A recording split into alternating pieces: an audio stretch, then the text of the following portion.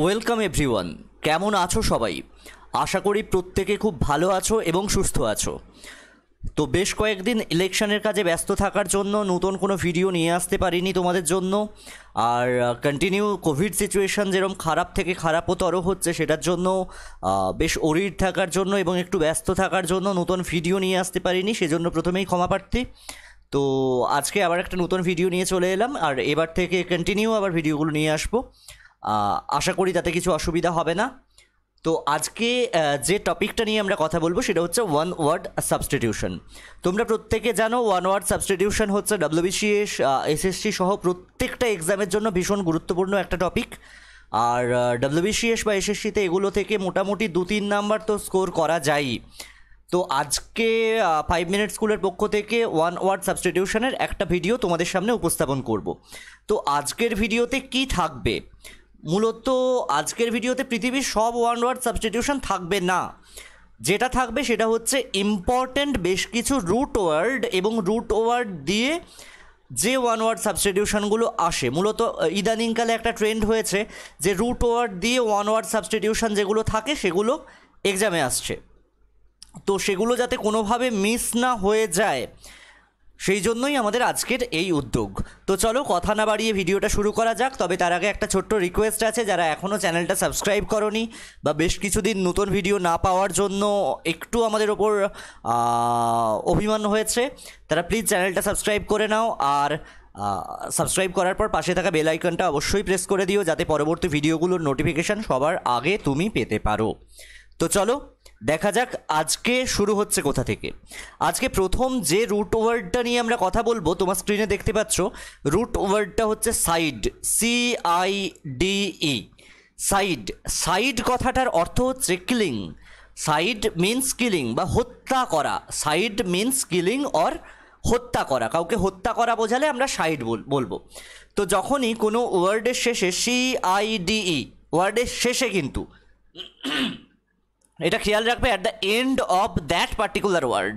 তাহলে যখনই তুমি একটা ওয়ার্ড দেখতে পারবে তার শেষে থাকবে, তার লাস্ট 4টে ওয়ার্ড যখন দেখতে পারবে CIDE, বুঝে যাবে যে এটা কিলিং বোঝাচ্ছে বা হত্যা করা বোঝাচ্ছে। তো এই রুট ওয়ার্ড দিয়ে কী কী ওয়ান ওয়ার্ড সাবস্টিটিউশন মোটামুটি এক্সামে আসে সেগুলো একটু দেখে নেওয়া যাক।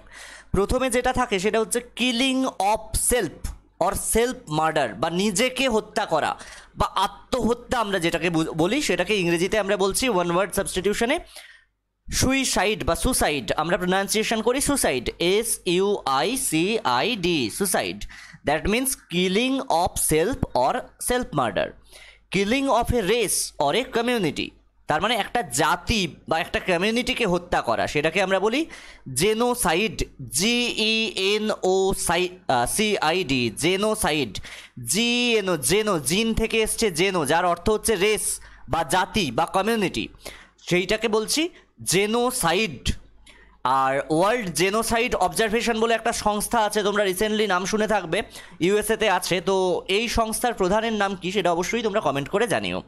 আর একটা হচ্ছে killing or murder of a king. Killing কথাটা মার্ডার অর্থেও ব্যবহার হয়। কিলিং বা মার্ডার অফ এ কিং, একজন রাজাকে হত্যা করা, সেটাকে আমরা বলি রেগিসাইড, REGI, রেগিসাইড। ভালোভাবে মনে রাখবে, রেগিসাইড বা কিলিং অফ এ কিং। আরেকটা কি আছে, কিলিং অফ অ্যান ইনফ্যান্ট বা newborn baby. Killing of an infant or newborn baby, অর্থাৎ একটা ছোট্ট শিশুকে বা সদ্যজাতকে হত্যা করা, সেটাকে আমরা বলি ইনফ্যান্টিসাইড। ইনফ্যান্ট মানে জানো সদ্যজাত বা শিশু, ইনফ্যান্ট, সেই ইনফ্যান্টের সঙ্গে ইনফ্যান্টিসাইড মানে killing of an infant or newborn baby. Killing of once sister, কারো বোনকে হত্যা করা, সেটাকে আমরা বলি সোরোরিসাইড। সোরোরিসাইড, SORORICID। Killing of a human being কি বলি, হোমিসাইড। তোমরা মাঝে মাঝেই হয়তো নিউজ পেপারে শুনে থাকবে যে কলকাতা পুলিশের হোমিসাইড শাখা বা হোমিসাইড ব্রাঞ্চের অধিকর্তারা এসে বা কর্তারা এসে ঘটনা তদন্ত করছে। হোমিসাইড কথার অর্থ হচ্ছে হিউম্যান বিইংকে হত্যা করা, অর্থাৎ মানুষকে হত্যা করা, যে কোনো মানুষকে।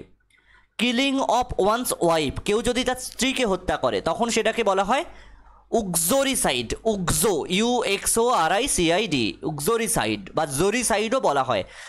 আমেরিকানরা প্রোনাউন্স করে উক্সোরিসাইড আর ব্রিটিশরা জোরিসাইড।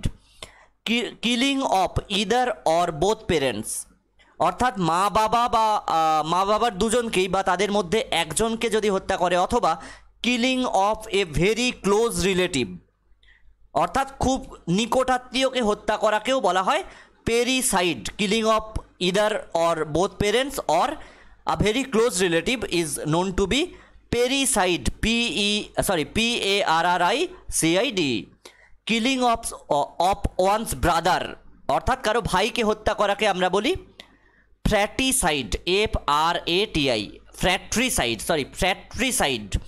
কিলিং অফ ওয়ান্স ফাদার, যদি কেউ কারো বাবাকে হত্যা করে তখন বলি পেট্রিসাইড, PATRICID, অবশ্যই নোট করে রেখো, PATRICID। Killing of once mother, অর্থাৎ কারো মাকে যদি হত্যা করে ম্যাট্রিসাইড, MATRI, মাতৃ, তোমরা জানো মা মানে মাতৃ বলি, ম্যাট্রিসাইড, বা বাংলায় বলে যেটা মাতৃ, MATRI মাতৃ, সেখান থেকে বুঝতে পারছো ম্যাট্রিসাইড। আর killing of one's husband or boyfriend, যদি কেউ কারো স্বামীকে অথবা বয়ফ্রেন্ডকে হত্যা করে তখন বলা হয় সেটা ম্যারিটিসাইড। আমরা মাঝে মাঝেই ভুল করে ফেলি এই দুটোর মধ্যে। এটা দেখো, কারো মাকে হত্যা করলে সেটাকে বলি ম্যাট্রিসাইড, আর হাজব্যান্ডকে হত্যা করলে ম্যারিটিসাইড, ম্যারাইটাল থেকে এসছে ম্যারিটি বা ম্যারাইটিসাইড অর ম্যারিটিসাইড। এইবার আমরা আরেকটা রুট ওয়ার্ড নিয়ে কথা বলবো। এবার যে রুট ওয়ার্ডটা নিয়ে কথা বলবো সেটা হচ্ছে ওমনি, OMNI। তোমরা মারুতি সুজুকি ওমনির নাম শুনেছো, একটা গাড়ি আছে, প্রায় বাড়িতে বাড়িতে দেখা যেত, গ্রামে গ্রামে দেখা যেত এক সময় মারুতি সুজুকি ওমনি, এখনও প্রচুর দেখা যায়। এই ওমনি কথার অর্থ হচ্ছে অল বা এভরিথিং। ওমনি কথার অর্থ হচ্ছে, ওমনি মিনস অল অর এভরিথিং, বা যা কিছু তুমি চাও সব কিছুই। তো ওমনি রুট ওয়ার্ড দিয়ে কী কী পাবো আমরা, দেখো, one who is powerful, omnipotent, এখানে কিন্তু প্রথমে আসছে, অমনি কথাটা প্রথমে আসছে। দেখো, one who is all powerful, অর্থাৎ সর্বক্ষমতাময়, সর্বশক্তিময়। আমরা ঈশ্বরকে বলি সর্বশক্তিময়, যারা ঈশ্বরে বিশ্বাস করেন তারা ঈশ্বরকে বলেন সর্বশক্তিময় বা সর্বশক্তিমান, সেটাকে বলা হচ্ছে omnipotent. One who is present everywhere, যিনি সব জায়গায় আছেন, সেই ঈশ্বরকেই বলেন সব জায়গায় আছেন, তাকে বলা হয় অমনিপ্রেজেন্ট। OMNI, অমনি মানে সর্বত্র বা অল বা এভরিথিং বা everywhere, omnipresent. One who knows everything, যে সব কিছু জানেন, অমনিসেন্ট বা omniscient, OMNISCIENT। One who eats everything, যে সব কিছু খায় অর্থাৎ সর্বভুক, তাকে আমরা বলি কি, সবার জানা ওমনিভোরাস কথাটা প্রত্যেকের জানা আছে।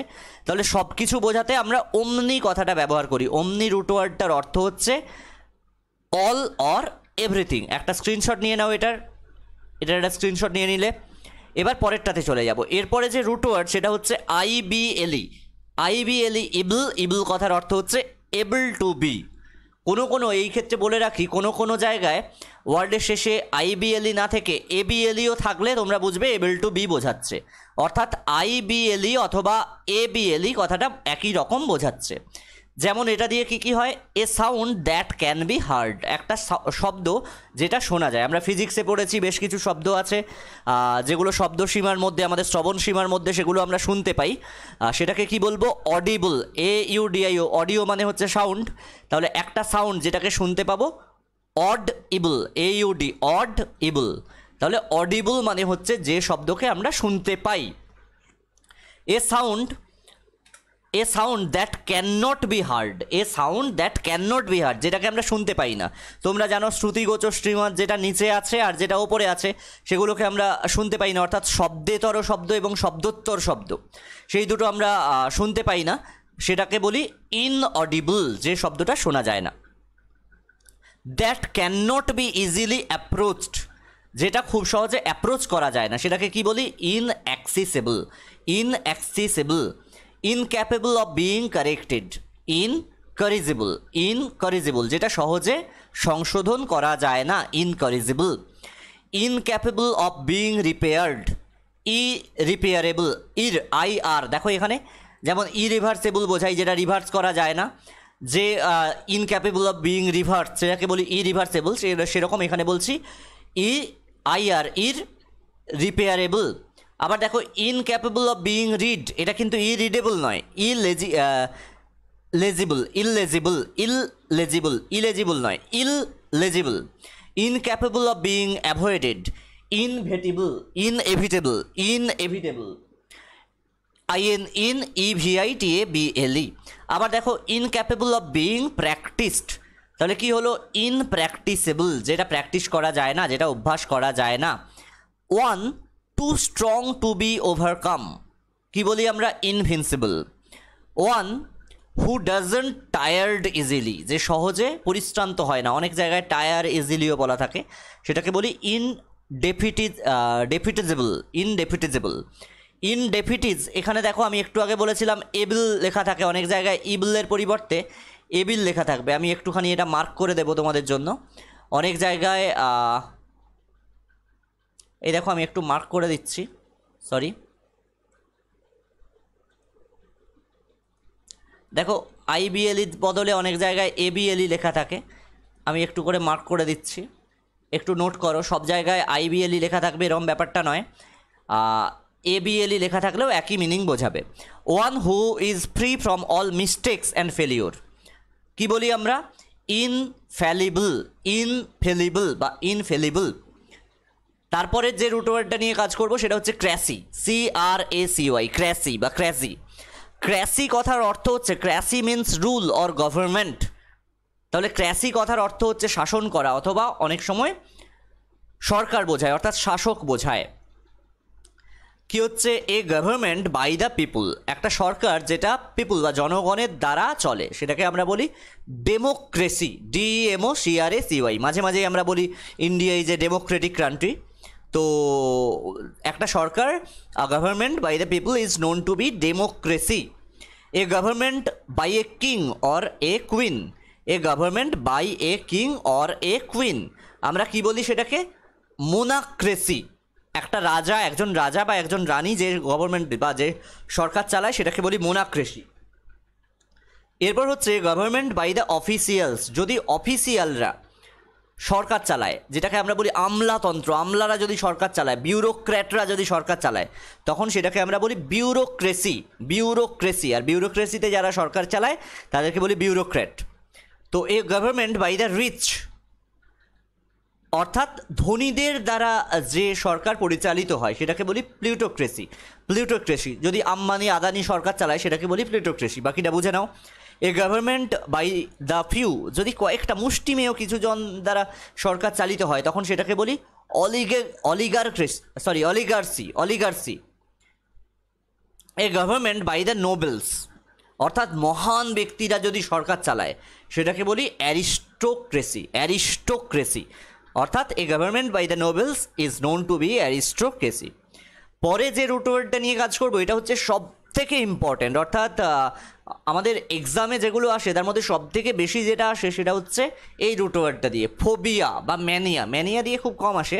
ফোবিয়া বা ম্যানিয়া দুটোর অর্থই কিন্তু ফিয়ার বোঝায়, এক জাতীয় ভয় বোঝায়। ফোবিয়া কথার অর্থ হচ্ছে ভয়। আর এখানে বলে রাখি, যে ভীত অর্থাৎ যে ফোবিয়া বা ভয় পায় তাকে আমরা বলি ফোবিক, PHOBIC, ফোবিক মানে ভীত, আর PHOBIA ফোবিয়া মানে হচ্ছে ভয়। আর MANIA ম্যানিয়া মানে হচ্ছে ভয়, বা MANIC ম্যানিক বলি, তখন যে ম্যানিয়াগ্রস্ত হয় তাকে বলি ম্যানিক। এবার ফোবিয়া দিয়ে কয়েকটা, ফোবিয়া রুট ওয়ার্ডটা আবার পেছনে বসে, শব্দের শেষে বসে, at the end of the word. তো ফোবিয়া রুট ওয়ার্ডটা দিয়ে কিছু ওয়ান ওয়ার্ড সাবস্টিটিউশন তোমাদের সঙ্গে শেয়ার করব। প্রথম যেটা শেয়ার করবো সেটা হচ্ছে an extreme and irrational fear of heights. Irrational মানে যেটাকে র্যাশনাল নয়, তোমাদের সঙ্গে একটু আগেই শেয়ার করেছি ওয়ার্ডটা। তো an extreme and irrational fear of heights is known to be acrophobia. Acro means height, আর ফোবিয়া মিন্স ভয়, অর্থাৎ উচ্চতায় ভয়, প্রচণ্ড ভয়।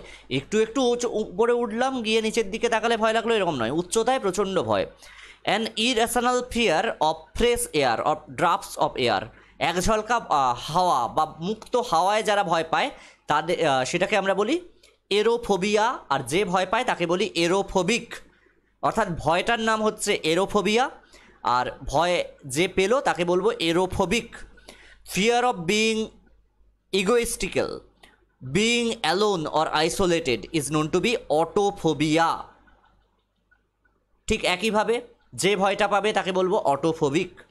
এ ফোবিয়া অফ পেন, অ্যালগোফোবিয়া, ব্যথার ভয়, যে ভয় পাবে তাকে বলবো algophobic. An emotional disorder characterized by an obsessive desire to lose weight by refusing to ইট।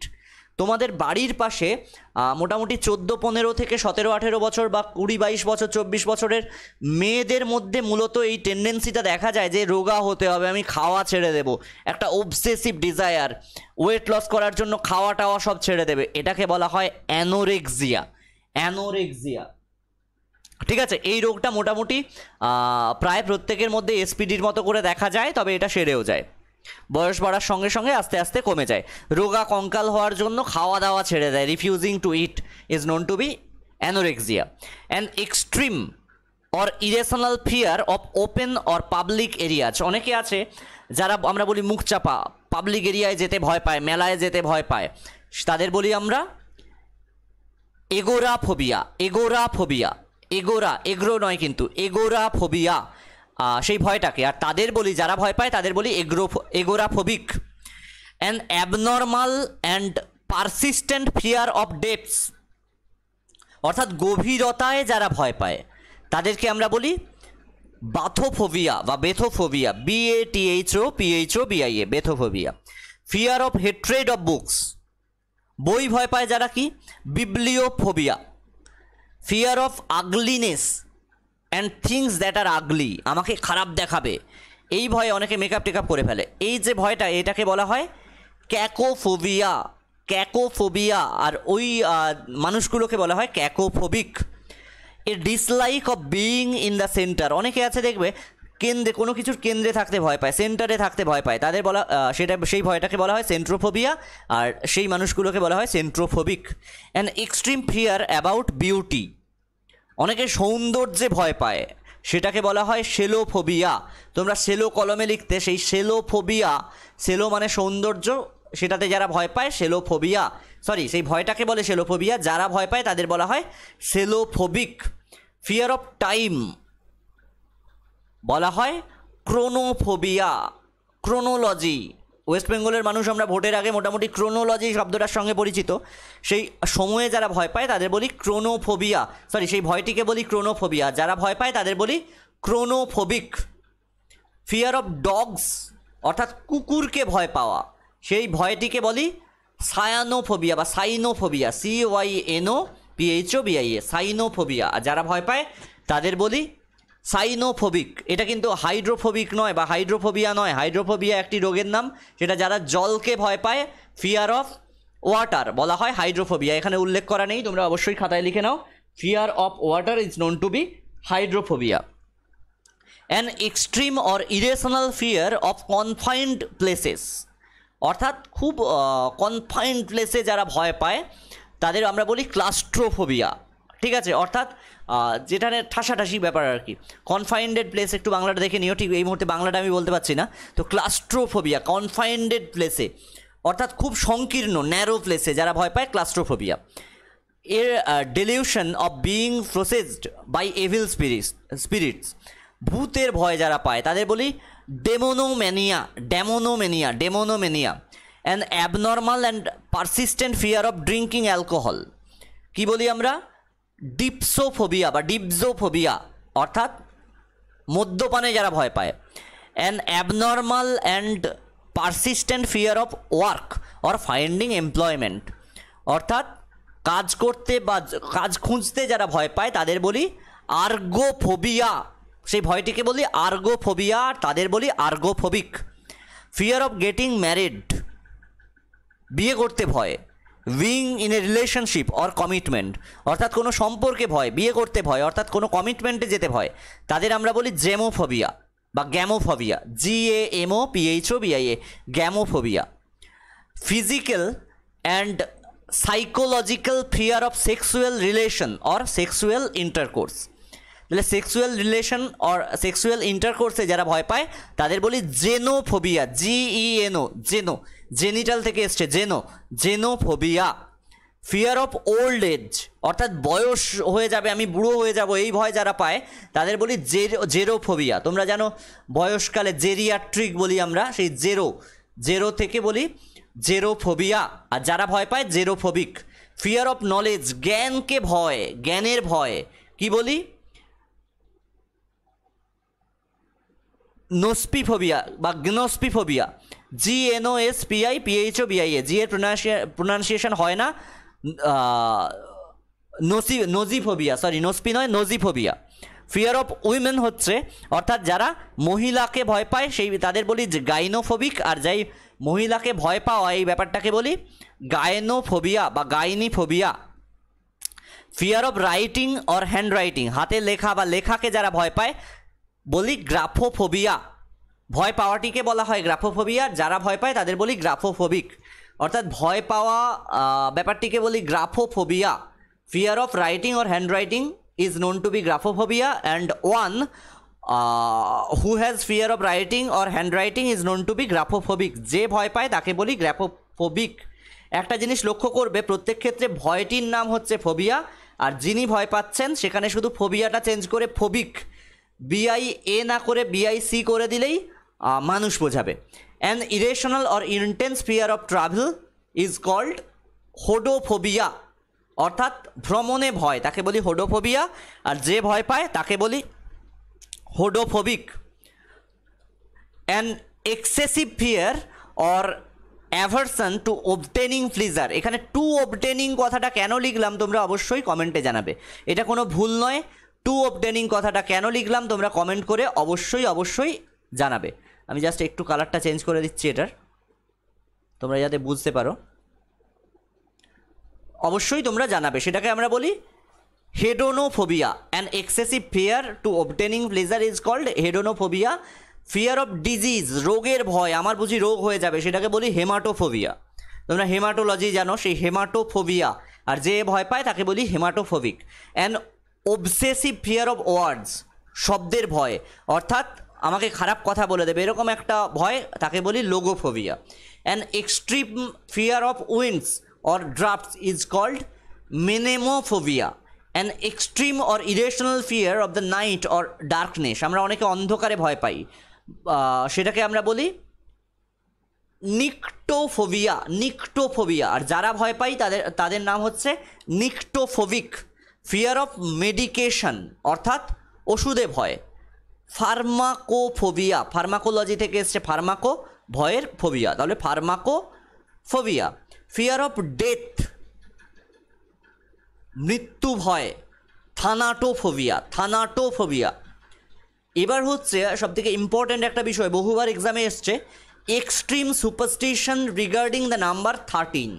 13 নাম্বারটাকে আমরা অনেকে ভয় পাই, বলি আনলাকি 13, আবার অনেকে বলি শয়তানের 1 ডজন হয় 13-এ। তো সেই এক্সট্রিম সুপারস্টিশন রিগার্ডিং নাম্বার 13 বা এক্সট্রিম ফিয়ার রিগার্ডিং নাম্বার 13, 13 সংখ্যাটিকে ভয় পাওয়াকে আমরা বলি ট্রাইস্কাইডেকাফোবিয়া। ট্রাই দেখো TRI, tri, SKI ski, DK deca, PHOBIA phobia. Triskaidekaphobia কি না, an extreme superstition regarding the number 13। আর যে ভয় পায় 13 সংখ্যাটিকে তোমরা যারা ভয় পাও তাকে বলা হবে ট্রাইস্কাইডেকাফোবিক। ঠিক আছে, তো আজকে এই পর্যন্তই। আশা করি এগুলোর মধ্য থেকে তোমরা বেশ কয়েকটা কমন পাবে রিসেন্ট এক্সামগুলোতে। আমরা পরপর ভিডিওসগুলো নিয়ে ফিরে আসবো, তোমরা সঙ্গে থেকো, পাশে থেকো। যারা এখনও সাবস্ক্রাইব করোনি প্লিজ সাবস্ক্রাইব করে পাশে থাকা বেল আইকনটা প্রেস করে দিও, যাতে পরবর্তী ভিডিওসগুলোর নোটিফিকেশান তোমরা পরপর পেতে পারো। Thank you for being with us. Stay at home, stay safe from corona virus infection. ভালো থেকো, ধন্যবাদ।